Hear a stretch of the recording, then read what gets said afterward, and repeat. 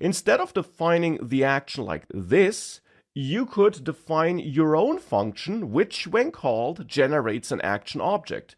Because again, I can't emphasize this enough. Keep in mind that this thing returned by createAction, which is stored in increment here, is just a function in the end. A function that returns an object with a type and a value property.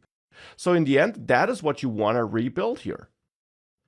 And one very common way of rebuilding a function that generates objects in JavaScript is, of course, to use a class. So you could export a class here, which maybe is called incrementAction, which should actually then implement an interface provided by NGRX, the action interface, which is imported from NGRX store.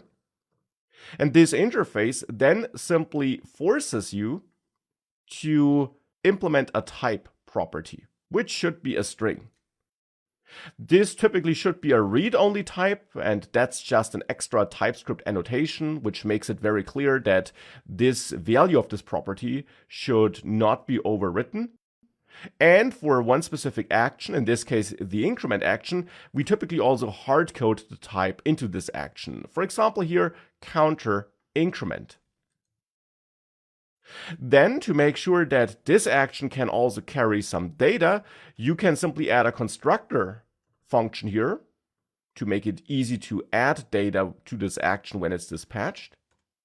And here you can then accept the payload, let's say, that should be attached to this action, and define the type of that payload. And that could be an object with a property called name, for example, or it could just be a number, if you know that this action should simply include a number as a value.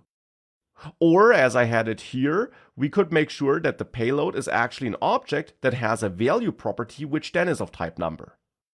Though here I'll choose a slightly different approach and set the payload to a number like this.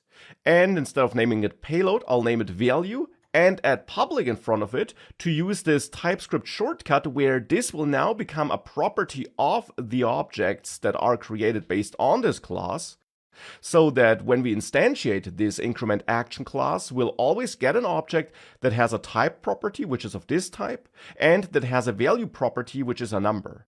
And that therefore then gives us an action object that has exactly the same shape as this action object has once increment is called like a function. And with that we have such a class here that gives us such an action object. And inside of counter controls component we could now simply instantiate this class here, like this, incrementAction, and then pass the value to it like this. And that's of course just one way of implementing our own action. You could use any approach that in the end ensures that you get an action object that has a type property and in this case also a value property, though as I mentioned before, it is totally up to you which kind and shape of data you want to attach to your action. Here we can do it like this and get rid of this increment import. And now as a last step, I also want to make sure that I improve the typing of my reducer. Of course, this step is optional, but I still want to go through it. Therefore, I'll comment out this import, which at the moment doesn't work anymore. And in this reducer, I want to replace any here with a type that actually includes all the actions this reducer should handle. And for that, we can use a little TypeScript trick. We can export a custom type here by using the type keyword, and then name our actions here counter actions. This name is up to you though. And set this equal to all the actions that should be related to this counter part of this application. In this case, that's only the increment action, but if we had another action, we could add it separated by a pipe symbol. Like this, for example. We don't have this action yet, but that's how we could group multiple actions together into one type. Though here I'll get rid of this action, which we don't have. And now we can use counter actions, which is a group of all the actions that are related to the counter, as a type instead of any. Here we can use counter actions. Of course, we also must import this from the actions file. And now here, we can indeed use any type that we have. And now with that, you will see that if I try to check for a certain type, TypeScript indeed only suggests me types that are supported by the counter actions I defined, and it therefore reduces the danger of having a typo in here. Alternatively, we could even take this one step further, and we could add another constant here in our counter actions file, and maybe name it increment, and store our identifier in this constant, so that we have only one place where we store this, and we then export this constant, and we then simply use this constant here, and also here, by importing it and using it. And now we have only one place where we define this identifier, and then in all the places where we use the identifier, we just use this constant, hence further reducing the danger of having a typo in there. And all this is totally optional, and of course it is some extra work, but in the end it's what happens under the hood when you're using create action, and it is an approach you will also see in some Angular NGRX projects, and therefore this is also an approach you should be aware of. Now, one additional thing you should do, at least if you have a project wherein your tsconfig file strict is set to true, you should go to your counter reducer when using this approach of defining action classes yourself, and add the pipe symbol here for the type annotation of this action parameter, and also add action here, imported from NGRX as a type. So import action from NGRX store and also add it as a type in combination with counter actions here. I'm doing this because, as I mentioned before, and that's really important to understand, this reducer will get executed by NGRX whenever an action is dispatched, not just when counter actions are dispatched, but for any action that might be dispatched anywhere in your application.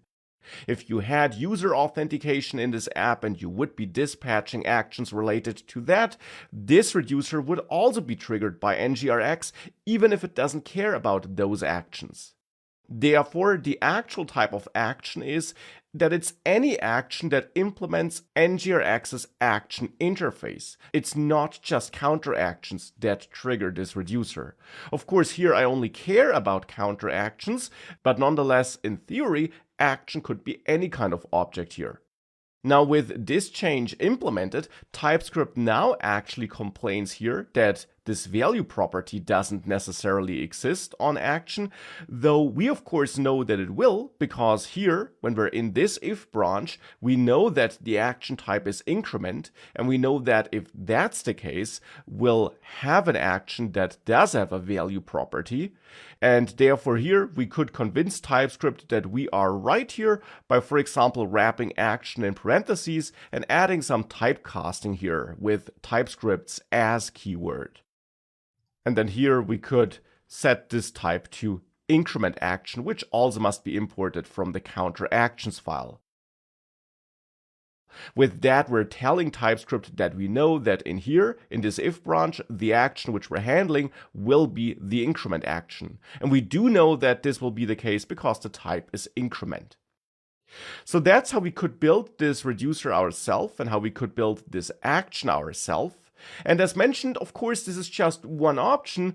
Obviously, using create action and create reducer is shorter, but in my opinion, it's still important to understand what's happening under the hood.